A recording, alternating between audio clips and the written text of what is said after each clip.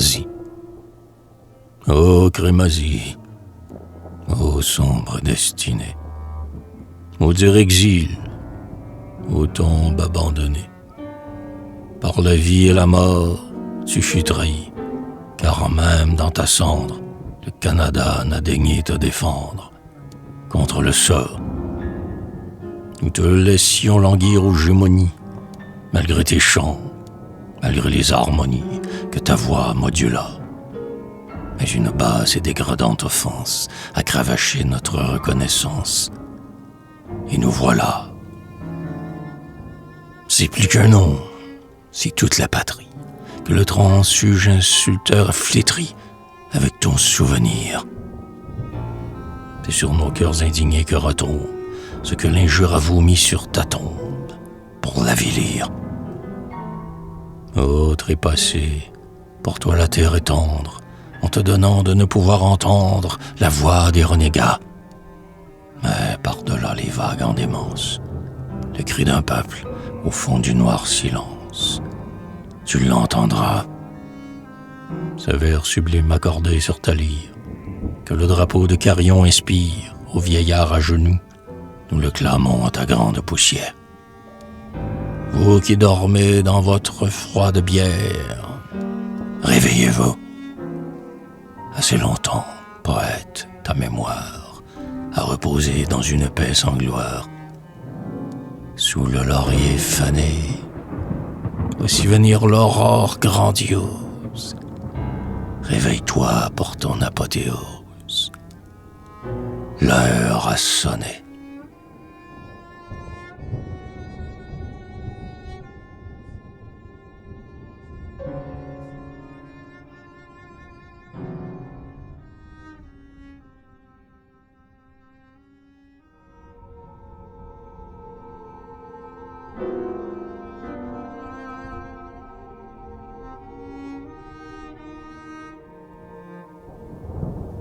Le premier parmi nous, aux voûtes souveraines, il a plané, le front perdu dans les éclairs.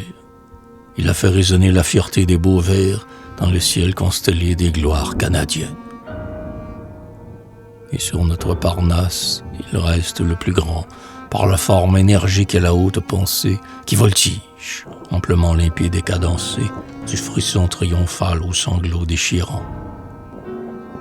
Attentif à l'écho de nos magnificences, il a, du drapeau blanc déroulant les vieux plis, salué la splendeur morte des fleurs de lys et s'amuse à pleurer sur nos désespérances. Et comme avec l'épée altière des aïeux, il a taillé son œuvre à même notre drame. Tout le rêve d'un peuple a tenu dans son âme, pareil au lac géant qui reflète les cieux. Plus tard, il s'est ému devant le tricolore, et tant de ces vaillants et fidèles soldats dont l'amour filial ne se mesure pas aux teintes du drapeau que la patrie arbore. Les siècles, son nom devront se souvenir si la fatalité nous ravit à la gloire. Il fait revivre en nous les grandeurs de l'histoire, et nous vivrons par lui dans l'immense avenir. Souvent, au cours de l'âge, une voix inspirée qui vibre, seul écho d'un peuple enseveli, réveille, au fond des temps comme au fond de l'oubli, le passé de ce peuple et sa langue sacrée. Nous l'aimons pour les chants auxquels il préluda, pour le verbe qui vit quand meurent les empires. Nous, dont le cœur français palpite au son des lyres, nous l'aimons pour la France et pour le Canada. Le rêveur s'endormit, emporté par ses ailes, dans les vertigineux lointains de l'idéal, et tomba brusquement sur le pavé banal, brisant à tout jamais son bandeau d'étincelles. Il a sombré dans les abîmes d'une loi qui punit l'imprudence et sauve l'infamie, naufragé ballotté sur une onde ennemie où la ruse est boussole avant la bonne foi. Il sait, devant la honte, s'enfuit dans la misère. Du même coup, le sort l'a 2 fois exilé, puisqu'au scintillement de l'azur étoilé, s'amuse pour toujours à fermer sa paupière. Toute l'affliction, tout le deuil, tout le fiel de sa tragique fin l'a rendu vénérable. non moins que le génie au souffle impérissable, la profonde douleur la rapprochait du ciel.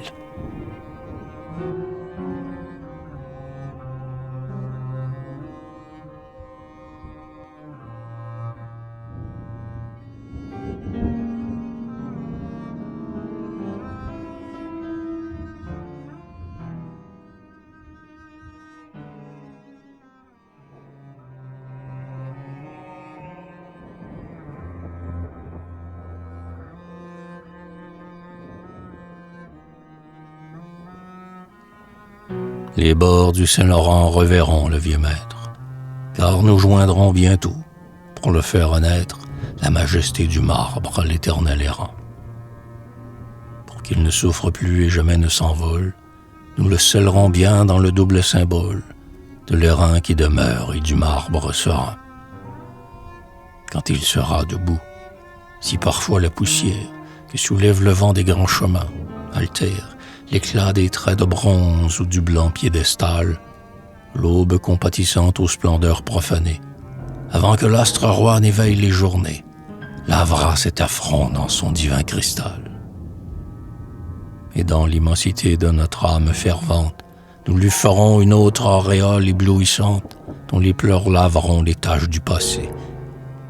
Sur sa gloire, à nos yeux déjà marmoréenne, comme sur la statue où l'aube en pleurs s'égrène, quelque chose de pur aura tout effacé. Immobile à jamais dans sa noble attitude, nous le dresserons haut devant la multitude, entre le mont royal et le fleuve géant. Ainsi que dans son œuvre effleurant les nuages, il faut qu'il apparaisse au long regard des âges, enfin maître du sort et vainqueur du néant. Nous irons contempler, par un matin de fête, le soleil des grands jours auréolant sa tête comme d'un diadème auguste de clarté. Et tout émus d'avoir compris le sens des choses, nous connaîtrons l'orgueil de couronner de roses un front couronné d'or par l'immortalité.